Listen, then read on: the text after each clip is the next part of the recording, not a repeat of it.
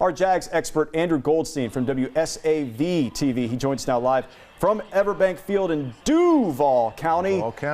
Nowhere better to start than Urban Meyer, Andrew. It is an experiment, right? He's never coached in the NFL, but how has that hire been received by Jags fans?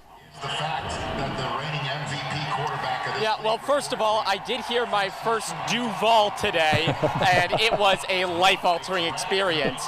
But secondly, Urban Meyer admitted he's nervous. This is all new to him. He said he's a quick learner. He's kind of picking up the concept of draft value very quickly because jumping from college to the NFL, I would say the toughest part of doing that is the draft process. If you're a college coach and you want a kid, all you got to do is go recruit him, go convince him to play for you. In the NFL, you have a much smaller chance of getting what you want. Obviously, #1 pick accepted from that. So there's no real mystery at #1, but the rest of the draft is where Urban Meyer is going to have to learn the concept of draft value and being flexible with his big board. You know, anyone can assemble a big board. Can you be flexible with it? That's what I'm looking for out of Urban Meyer in this draft. That's a great point, Andrew. And I'll tell you what, there are few people in this world as qualified to talk about Urban Meyer than Evan Spencer and Cardale Jones. And we'll start with Cardale here. Cardale, obviously you played quarterback for Urban. That's unique.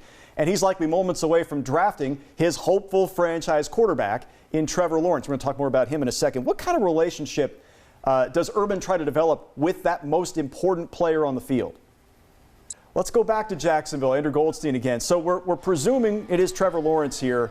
What else do the Jaguars have to address immediately in this draft? Because, again, they lost 15 straight to close last year, so it's not like there's one problem. There's a bunch.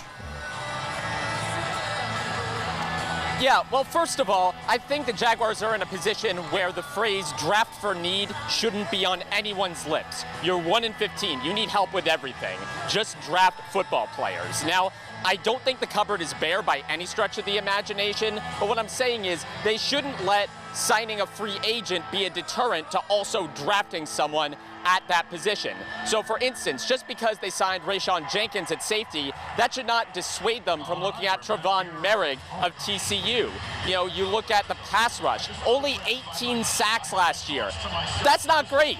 That's really not good. So if the Jaguars have a high grade on somebody, then they should take that person if it falls, even if it's not, you know, the highest position of need if they like Josh Allen or Caleb Chason. And then you got to protect Trevor Lawrence. I would love it if Tevin Jenkins fell to the Jaguars. I think he could be an anchor on the edge. Certainly could be. There's a number of really good options for them. That's the beauty of what Jacksonville's facing tonight. They got a bunch of options available to them. In a moment, we're going to go live to Las Vegas. Before we do that, Evan, a quick thought here.